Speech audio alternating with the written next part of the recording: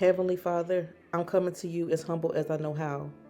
I want to thank you for the things that you've done, the things that you are going to do, and the things that you are going to continue to do. Today is the day that I pay homage to my father. I thank you for the 35 years that you allowed me to have with him. Father, I ask that you give me strength, Lord. Speak through me on today, Jesus. Give me the courage to keep going, Father. Let me be a vessel to you, Jesus. And prayerfully, Lord, at the end of this video, I will have helped somebody with their grieving process as well. I thank you. I love you. In the name of Jesus, I pray. Amen.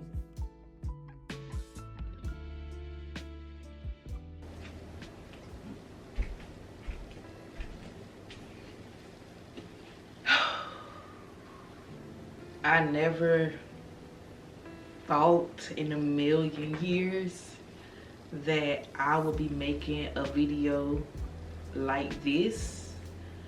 So I'm gonna preface this video by saying, girl, if we cry, we cry. I'm not one to get on the camera to cry, girl, but if we cry, we cry, okay? It is what it is. This is my first time ever dealing with something like this. I've never lost a parent, never imagined, you know, just can't even fathom. To know me is to know I was a daddy's girl. I'm a mama's girl too, but like I'm a daddy's girl, you know? I went everywhere with my parents. It just hurt, and even hurt is an understatement for how I truly feel, y'all. I'm angry, if I can be honest, you know, frustrated. And grief does this to you. Grief don't care what time it hits you. Whether it be 1 o'clock in the morning, 1 o'clock in the PM, it don't care. It don't care. It just hits you out of nowhere. 1 minute you could be, you know, happy-go-lucky, just going about your everyday life. And then a scent will come across that smells like your loved one, a memory. And when I say my dad, he is all up and through. My kids, like especially my oldest one, looks just like him. So looking at him every day just hurts. My 3-year-old, he is so pitiful. He cries to me all the time. He says how he misses his granddad. He says how it's hard. What's the matter? Why are you crying? It's hard. It's hard. That's hard. I miss Granddaddy. So it's tough. It's been really tough. Today is May 16th and my dad passed on March 13th. So it's been 2 months and 3 days. And I'm finally able or ready to sit down and talk about it. I really don't like talking about it, but I know that I owe you guys an explanation as to why I haven't been present on YouTube and really present on all my social medias. I'm just numb. I feel empty on the inside. My dad was a present dad. He never once left us. And I find myself saying to this day, like, Dad, how dare you? How dare you leave us like this? He was our protector, girl, our provider. He provided for my siblings and I, for his grandkids, especially for his wife, my mom. He was a true family man. He honored his role. And for us not to have that anymore, it sucks. It hurt. I'm still trying to grasp the fact that he's never coming back. I will never see him again on this side. I will never hear his voice again unless it's in a video, which is not the same, by the way. It just sucks. Like, everything about my sister and brother and I, our mannerisms, our behavior, the way we say things, like, it's just him. We act so much like him in so many different ways. We've suffered a major loss, and it just sucks that my daughter, she won't remember him. Probably my brother's son won't remember him. And yes, although my 3-year-old, you know, he cries out for him, I don't know if he will quite remember but we are definitely going to keep his name alive, his memory alive. How you feeling, Pop? I'm good. I'm good. Y'all the one that's been drinking, not me. Pop said he good, honey. I'm good. I am good. Feeling good. Feeling good, living great. Mini vacation. Okay, cause period. So, as I stated, my dad passed on March 13th, 2025. The worst day of my life. So I'm gonna take you back through that day. My niece, my oldest niece, she FaceTimed me and my sister. So we was on a group FaceTime. And she showed us him. My mom was by his hospital bed and she showed us, and he was talking. He was moving his limbs. He was waving at us. He gave my mom 2 kisses. And we happy. Me and my sister, we are like happy, ecstatic. So we immediately FaceTime my brother. We add him to the call. So my brother, he got to see, you know, him doing all these things, waving at us, talking, saying that he's fine, saying that he's okay, you know, saying he loves us. And I want to say this was around maybe 2. And we're just happy. We're just happy that finally things are starting to turn around. Things are starting to look up, because we've been getting news all that week that he was transitioning, that he wasn't going to make it, you know. And so when we see this, we're just praising God, thanking God, you know, for the turnaround. My oldest son had a baseball game this very same day.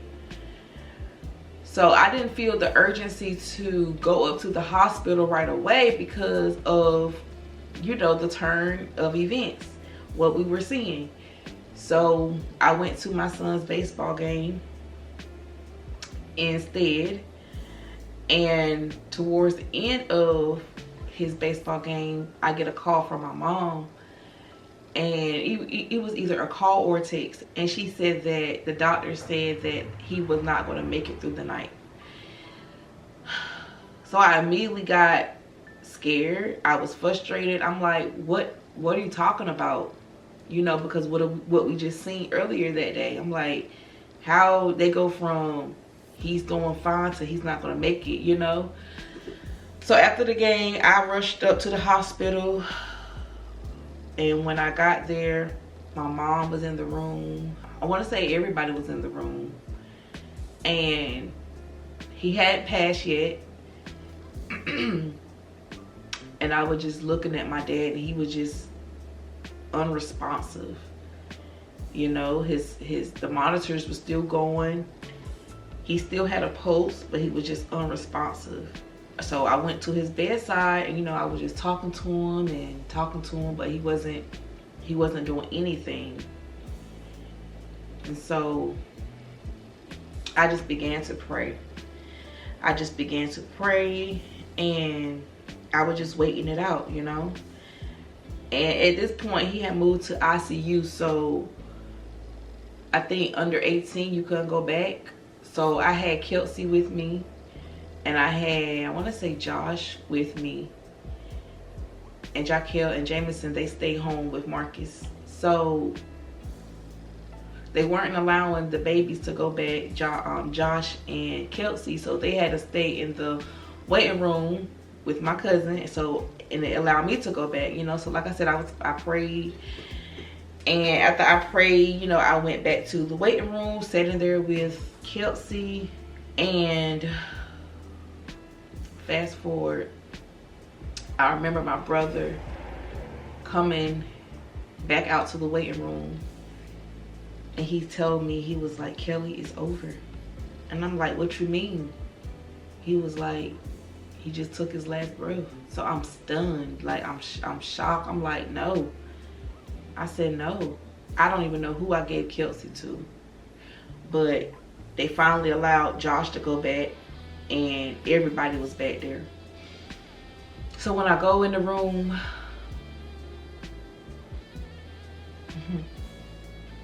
I see that It was true. He was no longer breathing. The machines were turned off. My mom was a wreck. My brother was a wreck. My sister was a wreck. Everybody was a wreck but me. Because I was too stunned to speak. I was too shocked to react. And I had a cap on. So I just pulled the cap down. I just sat in the corner, just quiet, watching everybody around me, you know, cry and, you know, hurt. Of course I was hurt, but I just couldn't cry. I was too shocked. I was too stunned. So I called Marcus and told him the news and that he needed to get up here. And so he rushed up there to the hospital. It was at the moment where they said they were gonna have to call the morgue. The morgue was gonna have to come in, you know, do what they needed to do. And it was at that moment where it clicked, like, your dad is really gone, Kelly. And this is gonna be the last time that you see him. And so when it clicked, I got up, because I was, like I said, in a corner in the chair that was in the room. And I finally just got up and I just let out the loudest scream that no one ever wants to hear, because it was a painful scream. It was loud. And I just screamed and I just yelled and I just fell over on him and I just said, Daddy, wake up. Wake up. This cannot be real, Daddy. Wake up. And I would just kind of like, you know, wake up, Daddy, wake up.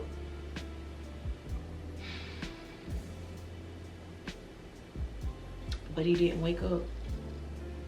He didn't wake up. And so I remember one of my older cousins, she was in my ear. She was like, let it out. She like, scream as loud as you want to, let it out. And I did, like, I let it out even more, because it's just like, how, you know, my dad gone?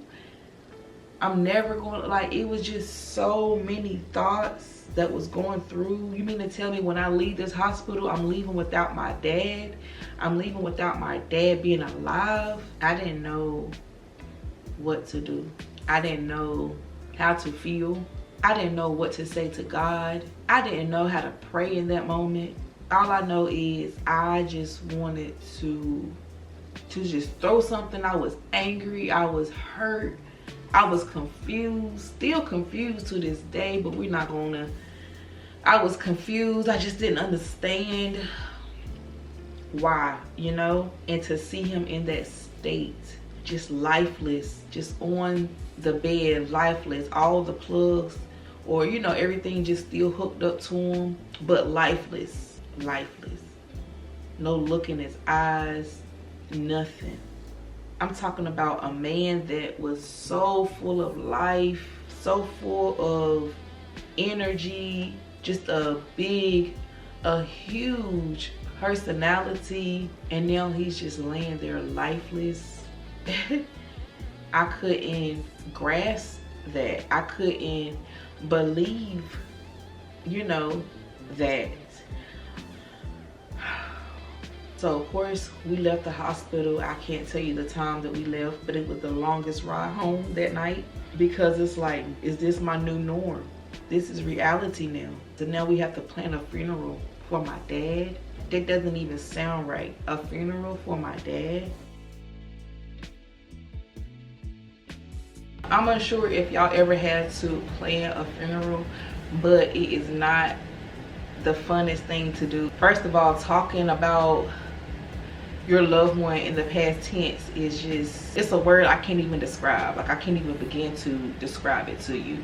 But I did his obituary, you know, got the pictures and everything, wrote it up. And that was like one of the hardest things, because what? We all know what an obituary is, and we all know what an obituary is for. Please just understand when I'm saying all these things, y'all, like, I'm still like right now, I'm still trying to grasp like what I'm saying. Like, I can't even believe that I'm saying these things, you know? So me having to write his obituary was so hard. Us going to the funeral home, planning a funeral for him, like, what? We have to plan a funeral? We already hurting and grieving, and now we got to just plan a funeral, plan to put him in the ground where we would never see him again.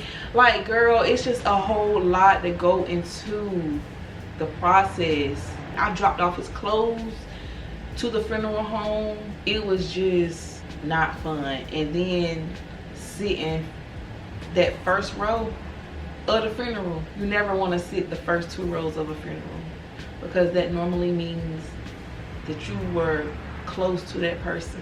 You know, when you got to sit that first row, it hit different. Walking in, you feel so weak because now your loved one is literally at the altar in a casket. Oh my gosh, picking out a casket was hard, you know? Seeing his name on a casket. It's not like you're celebrating the birth of a child. You know, you have all different types of announcements, wedding announcements, birth announcements, retirement announcements. But this announcement was different. This was a different type of celebration. And then closing the casket on someone that you love. Never did that before. Never thought I had to. Closing the casket. What also hurt was seeing him for the first time in the casket. I just stood up to his casket and just shook my head because I couldn't believe what I was seeing. I couldn't believe the man that raised me, the man that loved me unconditionally, the man that taught me so much, the man that instilled principles, value, all of that in me is gone. Is gone and never coming back. Like, I could not. It was all those emotions, all those thoughts were just running through my head as I was just looking down at him. My kids got up and spoke at his funeral. That was hard to watch and to sit through because I know how bad they was hurting. Josh got up first. Like, he was so strong and poised, you know, the way he spoke. I just cried. And then my sister's daughter and my son, Jaquel, got up together and they spoke and they were pitiful. And I was just pitiful for them. My dad was diagnosed with prostate cancer back in 2018. A lot of people say that they didn't know he had cancer, and it's because he didn't let cancer define him. He didn't let it defeat him. He didn't give up, you know, on it. His body gave up on him, but he didn't give up because he had cancer, because he was living with cancer. He truly battled it. And when I say battled, he fought hard as he could. He would tell my mom, he would tell us, I'm going to live. I'm not going anywhere. Why y'all crying? I'm not going anywhere. He would tell us, I love y'all. I'm going to be here for y'all. Because that's truly what he knew how to do. Even on his deathbed, he provided for me. That's just the type of dad he was. He was a disciplinary dad for sure. Okay, he disciplined us. But in good faith though, you know. He was a strict dad, but he was a fun, loving dad.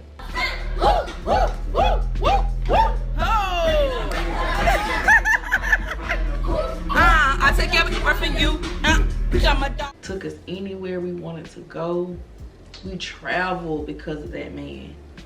And it's gonna suck traveling now without him. And let me just say this, because I know a lot of people love to say, he's still with you, he's still around, he's still this, he's still that, he's still living inside of you. Let me just say, it's not the same. And me personally wish, and I do not mean to come off rude, I truly don't, but I just wish people will stop saying that. And I know people are saying that, you know, they mean well. Their intentions are good when they say it because they're trying to make you, you know, feel better. But it don't help because he's not coming back and he's not all around. I can't see him. I can't physically see him. So no matter what I do, no matter what I say, no matter how many tears I cry, nothing is going to bring him back. And that's what bothers me. That's how hard reality has hit me.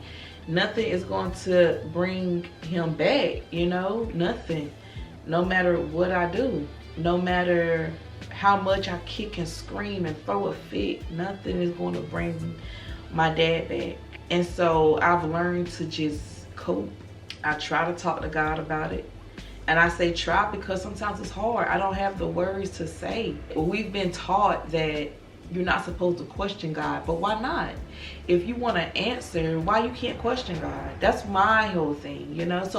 So many people are going to tell you so many things, what you should and shouldn't do, what you can and can't do. But girl, it's no manual. It's no manual to how you grieve your lost or loved one. And it took me to go through this to see it, to realize it. I know and I understand a lot of people pay their condolences and say they are sorry for our loss. And I'm appreciative. I'm appreciative for the outpouring of love, support. Oh my goodness, that so many people have shown. The calls, the texts, the flowers, everything, the food, everything. I truly am. But it's like until you live, until you have to walk this path, until it's you dealing with the loss of a parent, you don't know how it truly feels to grieve, to go through it. A lot of people love to say, I know what you're going through. I can relate, or I know it's hard. I get why people do it. I get why people say that, but for me, I would rather not relate to you on that way. I would rather you not know what I'm going through or me not know. You know what I'm saying? Because it just don't make the situation better. It don't. Because it's a reminder that we're going through the same thing because now we both lost a parent. And I would rather no one know how that feels because it's not a good feeling. And the number one thing people love to say, he's in a better place. He's not suffering anymore. And I know he isn't. I know my dad is happy right now. I know he's dancing in heaven with his mom, with his sister, with his dad. But the selfish me wants him here. I wanted his healing to be on this side. I wanted to see him, oh my goodness, just one more time, just being his happy self, just walking and talking and dancing, just rejoicing here because he beat it for the second time. He beat it one time before, but it came back, you know.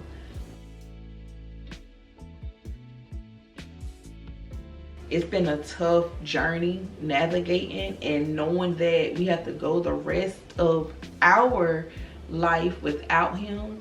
Because when I say,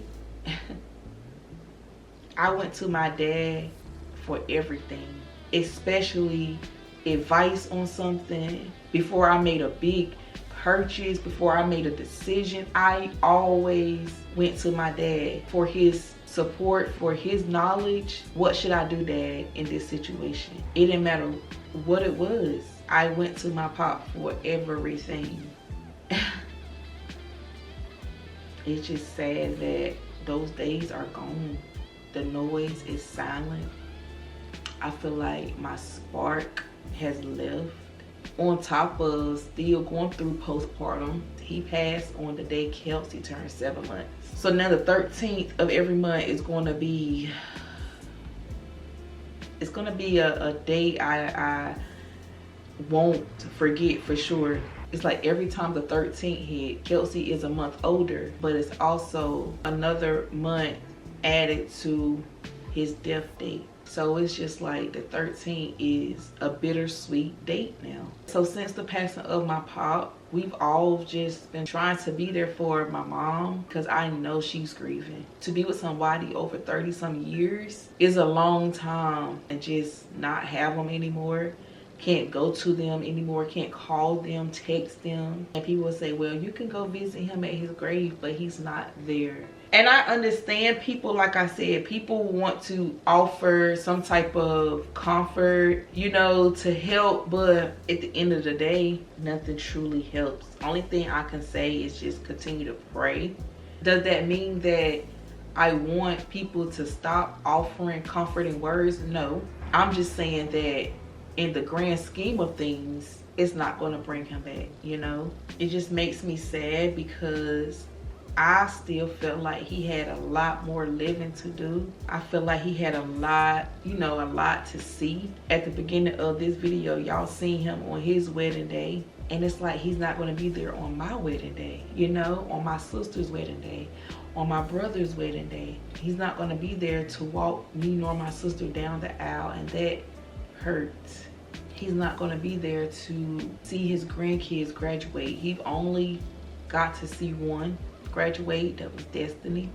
I just feel like he has so much more living to do. I'm just numb.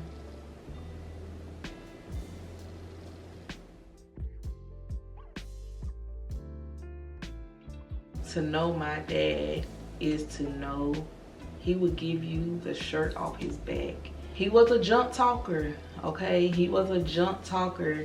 My dad was a junk talker, but he would give you the shirt off his back. He would help you out in any way that he can. He was a know-it-all, okay? He was very competitive. That's where I get my competitive spirit from. He was very competitive. He didn't like nothing to stump him. If you asked him anything and he didn't have an answer for it, he would go look for it until he find the answer. He didn't like nothing defeating him. A lot of people knew him as KC, but he was my Papa Doc. Like, that's what I call him. And I'm just gonna miss just not calling on him, or being able to call on him for anything, you know. Last summer he got the pool built for us, and now this summer he won't even be here. He's not gonna be here to enjoy it. Daddy, I'm gonna miss you so much. I miss you so much. Like, I do.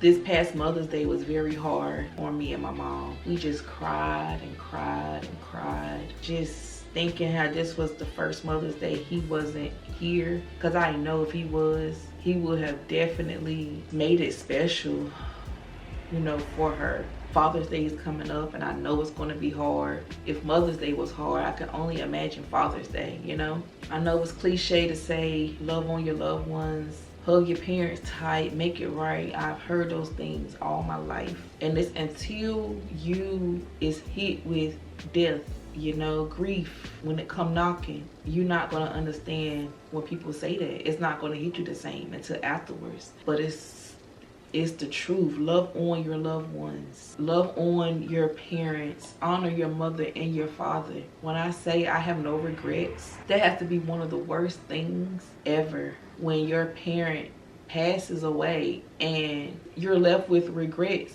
or things that you should have done, things that you should have said. One thing about it, I miss him to the core of me. But the thing that I can rejoice about is that my dad knew how much I loved him, and I spent time, we all did, spent time. We were very much close knit. There's nothing that I can say I wish I could have did, except I will say this. My dad sent me a text message. I want to say Valentine's Day. He sent me a text message. I'm gonna read it. He said, "First chance you get, I need for you to come up to the hospital today. By yourself, no kids, nobody. Other than the baby and Jameson, I understand. Do you think that's possible?" He sent me that text message at 3:08 a.m. February the 14th. He was up thinking about me, and it was something that he wanted to tell me. Of course, I was asleep, so I didn't text him back until 5:30. I said, "Yes, sir, I can do that. I gotta take the boys to the doctor at 10:30 and I can come after that." And he texted me and said, okay. I took the boys to the doctor at 10:30. And by the time I got to the hospital, he already had company. Someone was already there. And so I never was alone. Well, we never was alone. And I never got a chance to talk to him about what he wanted to talk to me about. So that bothers me. To this day, that bothers me because I don't know what he wanted to say. I don't know if he wanted to give me anything. I don't know. But he just wanted me to come up there by myself to talk to me about something. and I never got a chance to be alone with him. So that's the only thing that I regret. Other than that, I have none. I did right by my dad. My dad did right by me. We had the best father-daughter relationship a girl could ever ask for, you know? Did he make me upset at times? Absolutely. As all dads do. If he's a loving dad, if he's a dad that cares, they're gonna make you mad because he cares. He will tell me that too. Kelly, don't get mad at me. I'm just a dad that cares. I have no regrets, like I said. I have none. This isn't a regret. It's just something that I wish I could have done. And that is go on a cruise with him. So my dad was a cruiser, him and my mom. They were cruisers, okay? And I never got a chance to go on one with them. He always wanted me to go on one or get up there with them. But I had babies back to back. Okay, so I couldn't. First 2 times they went, I want to say it was for their anniversary. So of course, you know, I wanted them to enjoy their anniversary. And then the third and fourth time they went was for his birthday, I want to say. But I had my babies. Specifically this last time he went for his birthday in September, I had Kelsey in August. So of course I couldn't go. She was too small for me to leave, for one. And I was still, you know, within my 6 weeks. So yeah, I never got a chance to go on a cruise with him. And he wanted me to go so bad. This last time my sister went for the first time with him, so I'm happy she got to experience that with him. My brother, he went 3 out of the 4 times my parents went, I want to say. So he was a cruiser right along with them.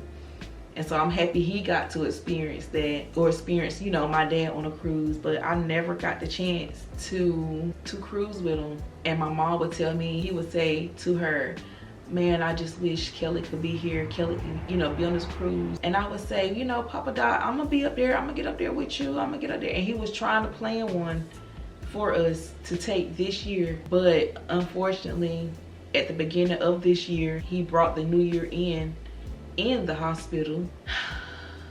So it's just been rough, you know, just thinking about things like that, things that you plan that we didn't get a chance to live out because he's gone now. So now we are planning a cruise, but it's just going to hit different for me, at least, because I know this will be not only my first cruise, but the first cruise without my dad, knowing he wanted to get me on there so bad. So it's little things like that that I think about that hurt, that it just makes me want to just ball up in a corner and just cry, girl. There's so much I can say about my dad. He was so tickled when my sister gave birth to Destiny. He was so tickled to become a grandfather. He took on that role. He was honored, okay, to be a grandfather. And anything they wanted, they got out of him, okay? It wasn't nothing they could ask for. And he would tell them no. He always would tell them yes, or if it was a no, it was a not right now. But he would strive to get it. He was an amazing cook. When we would go on family vacations or vacations with his crew, we call it his work crew, he would cook. He would be up before everybody, making breakfast, cooking us omelets, whatever the case. Dancing and cooking. Oh, really?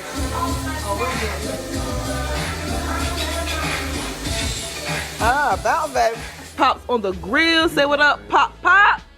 Doing this thing, you know. Doing this thing. Enjoying vacation, baby. Yes, You know, it's a sir. mini vacation, but you know. Yes, sir. Hey, babe, what you doing, it, baby? We're trying to cram it all in 3 days. Yeah. He just loved to take care of everybody. He was that person, and he wanted to make sure everybody was having a good time. He was the epitome of a real man, of a real father. And to know that it's just been taken away from us, we won't get to experience that type of love anymore.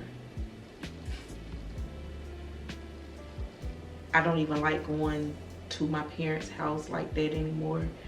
I still go, of course, to check on my mom. What hurt is knowing that he told my mom how he couldn't wait to be released from the hospital so him and my mom can do all of the things, you know, that they always wanted to do. My mom got hip replacement surgery, so he was so happy for her that she was getting that surgery.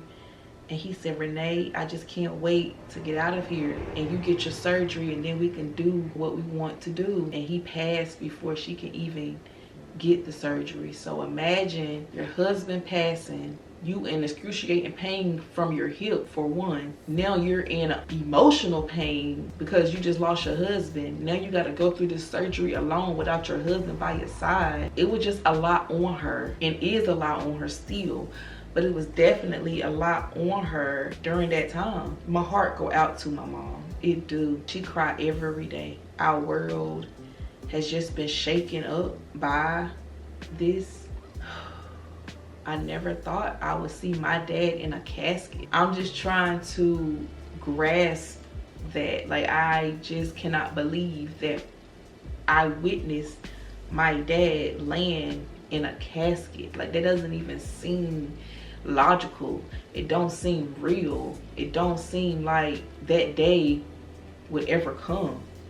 I never thought, never wanted that day to come. I know we all have to take that road someday. I know we do. My dad battled cancer for 7 years, and I just didn't think this time would be the last time he would not come home. He would, you know, always go to the emergency room, but he would be discharged, or he would go to the hospital but then be discharged days later. This time he never came back home. He never came back home from January 30th, because he started the new year in the hospital, but they released him. Then he went back January the 30th. So from January 30th to March 13th, my dad was in the hospital this whole entire time and never came back. And I never would have thought. You know, we say it just seems like he's in the hospital, but we know what reality is. He's not. And at least when he was in a hospital, we could go visit him. But now we have to go to a grave and we still can't even see him. These are things that people tell themselves, like when they're going through a loss. Well, I'm just gonna go to the grave and talk to him. Truth be told, you're just talking. Like, you're just talking to the air, because he can't talk back. They can't talk back. Dead people can't talk back, you know? So until you actually experience it, and trust me, I don't want you to experience it, because it's not a good experience at all. But until you actually experience the loss of someone that you're so close to, you're not gonna know how you're going to react. Because I never thought I would be reacting like how I acted when my dad first passed. I did not recognize myself, and I'm not saying because of how or the way I look. It was literally the way I acted. I wasn't the same Kelly. To know me is to know I'm just like my dad. I have a big personality. I'm a people person. I love people. And so I was angry. I was angry with the world. Didn't want to talk to nobody. I'm just like, I just lost my dad. How dare you? You know? And then you see people still living their life, or you see people with their dad. That's another thing. Now me seeing others with their dad and relationships with their dad, and it's just like, dang, you know, I once had that. Now I don't. No, I don't. So that's a part of grief too that people really don't tell you about or talk about. All people say is that it's hard, but they don't tell you how it's hard. People also love to say, it'll get better, it'll get better. But I truly don't see how. Only thing that can make this better is my dad coming back, which I know that's just not the way it works. You just learn to cope. And I don't even know if that's a good thing. Coping. I remember one day going up to the hospital and I seen how he was just sitting up in the chair. I broke down. I just broke down because I seen a man that was fighting so hard to stay alive, to be there for his family. And I just saw his body just giving up on him, you know? But he still was fighting, so I just broke down. And that was a hard day for all of us because everybody just broke down. And I will never forget, him and Marcus had a moment, and he embraced Marcus. He said, take care of my daughter, man. Take care of my daughter. Take care of my grandkids. He said, take care of those boys.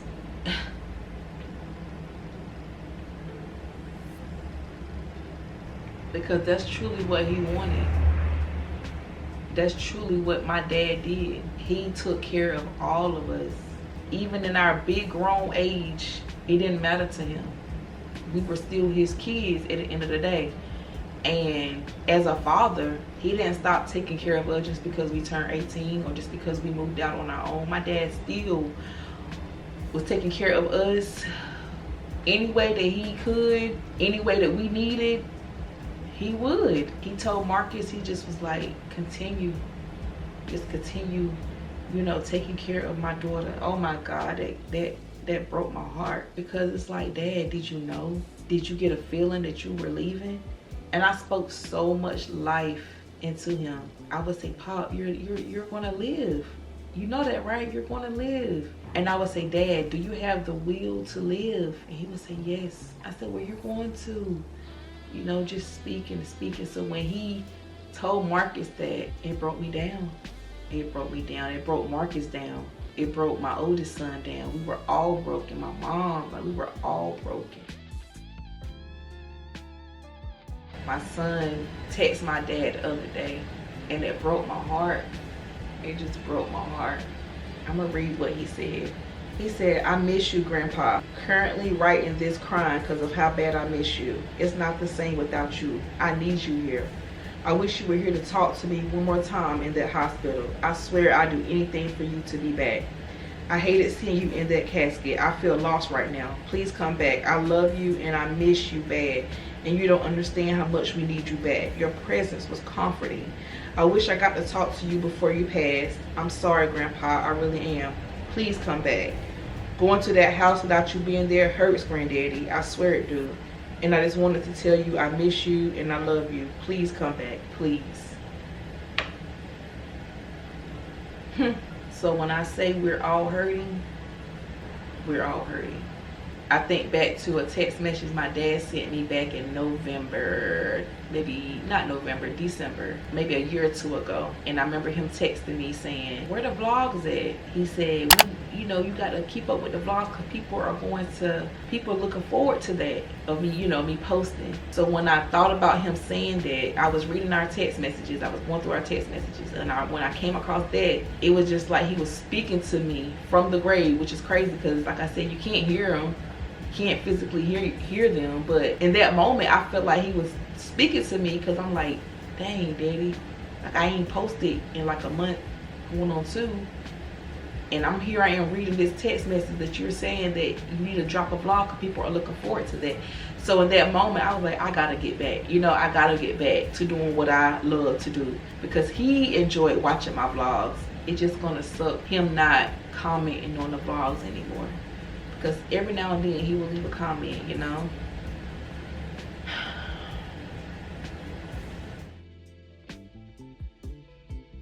When he got his slingshot, he joined a bike club, girl. And when I say he loved that bike club, he loved the members of the bike club. He really enjoyed riding with his bike club. He had found him a new hobby. We couldn't be happier to see him happy, for one, but also doing something that he loved to do. To us was like, he's still living. He still have a lot of life in him, you know. So it was good to see him get out on those Saturdays and get out his bike, girl, and just go riding. Like, it was just refreshing to see. Now my brother, he drives the slingshot. It's hard to watch him drive it because he looked every spit of my dad driving it, girl. Every spit. I'm talking about, my brother has his mannerisms down to a T. His temper his temperament is just like my dad. His actions, his movement, the way he drive, girl, it's just like my dad. He'll pull up, my brother, he'll pull up to,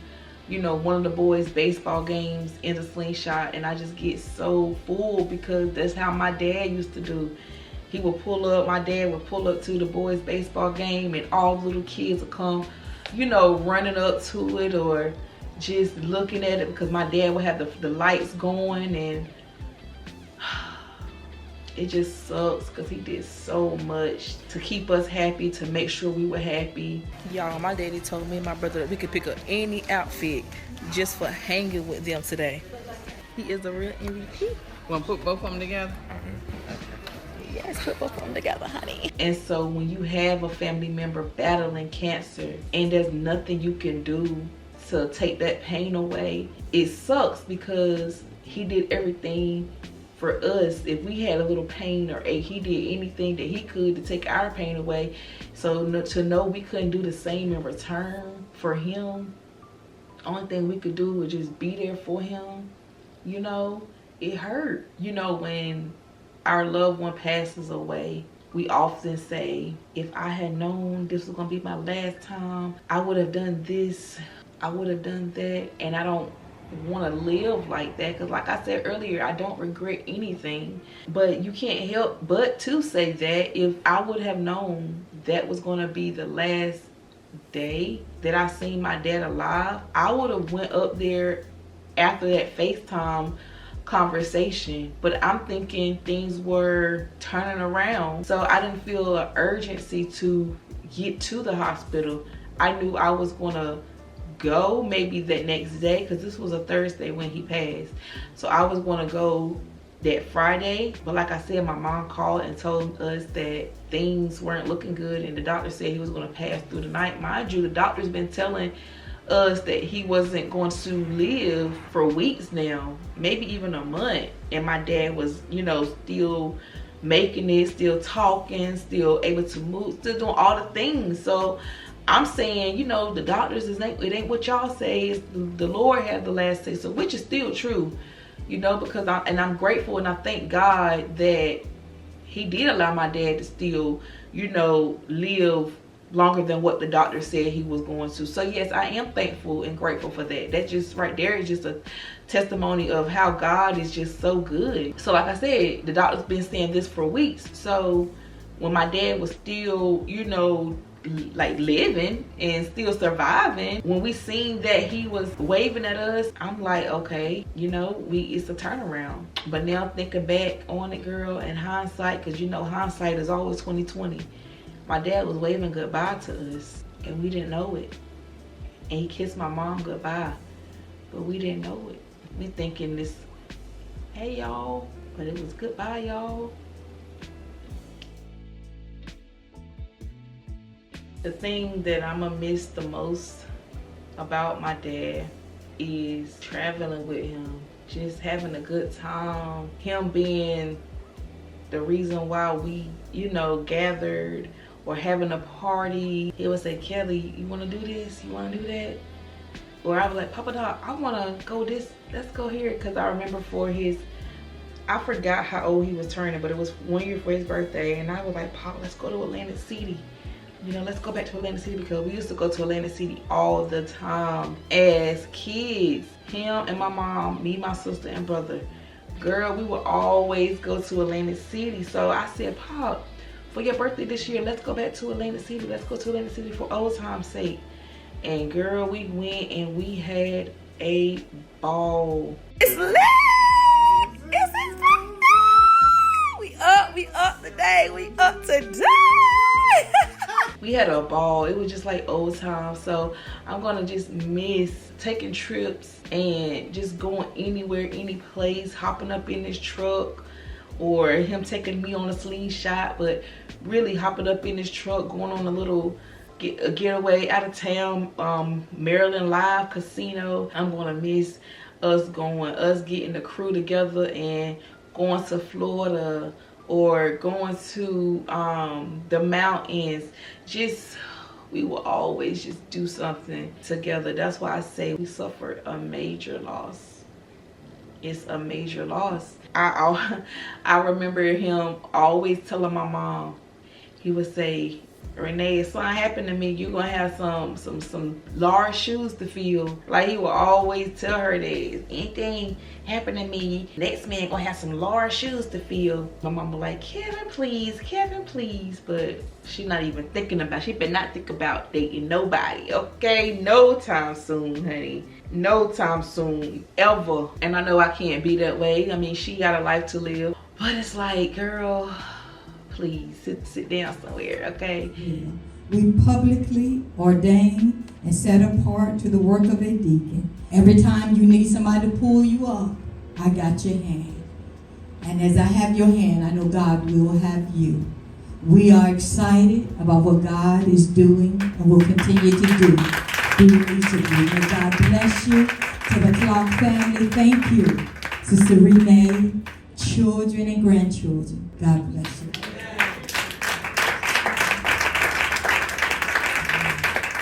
But yeah, so I just, like I said, wanted to come on and just pay homage to my dad and just talk about who he was as a person and the life he lived, and just remember him as the cool pop. He was a cool man. He was the cool dude, you know? And I just wanted to squeeze him and just hug him and just kiss him. I'll even go for him fussing me out one last time, okay? Cause one thing he didn't mind doing was fussing us out, girl. If we weren't doing something right, ooh, if we weren't doing something right, girl, he did not mind. Of course, in a fatherly way, but he didn't mind, girl. He did not mind speaking his mind.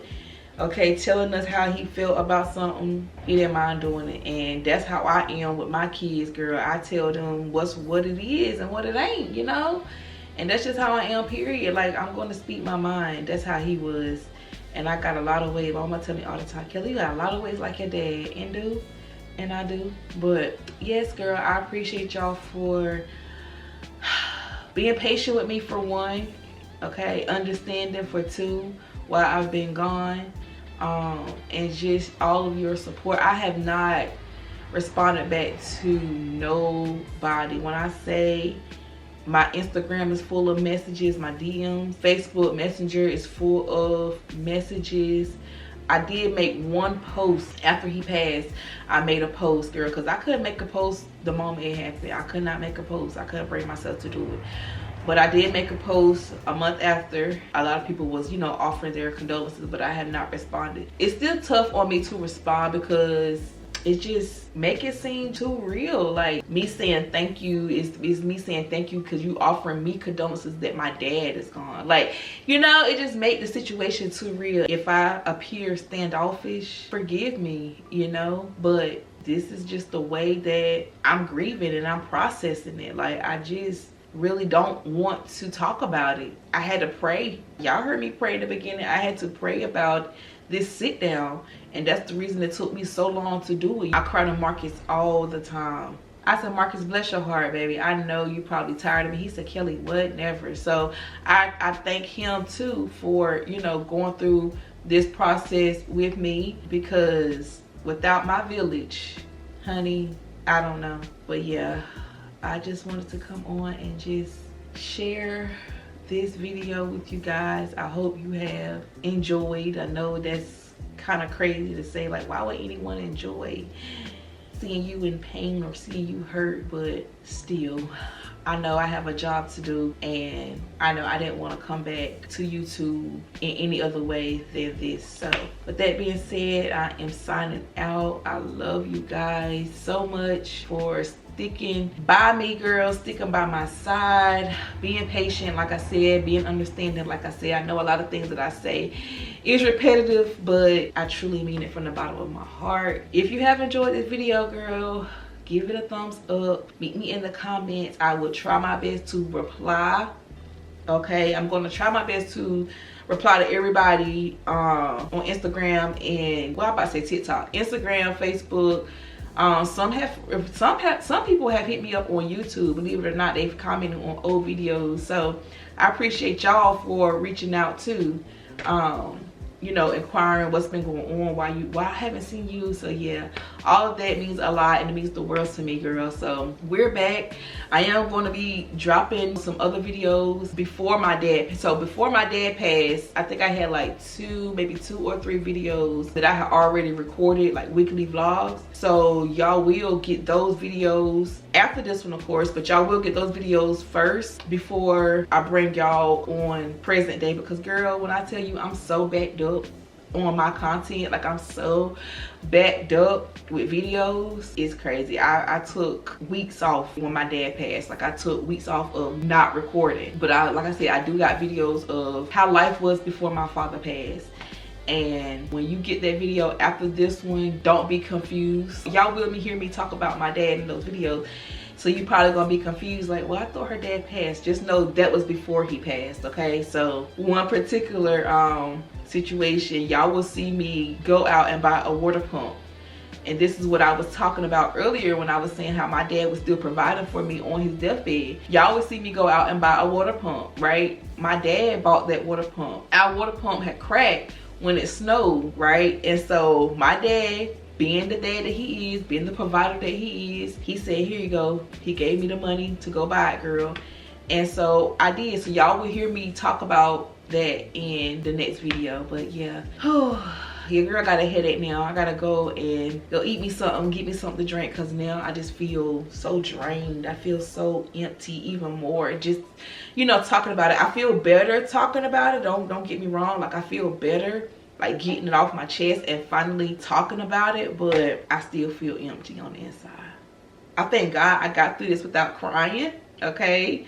There were moments I really had to, like, hold back the tears. Girl, I didn't want to mess my makeup up, okay? I love y'all, like I said, and I will see you in my next video, girl. It'll be a weekly vlog. We are back on our regular scheduled program. I may just drop 2 vlogs back to back, just so I can just catch up a little bit. What y'all say? What y'all think? If you've made it all the way to this point in the video, girl, leave me the white dove. Y'all know I love my white heart, so either the white heart or the white dove and some flowers, girl, just to let me know you've made it all the way to this point. Your girl is signing out. May God bless you, and I will see you in my next video. I can see your halo. I can see your halo. I can see your halo.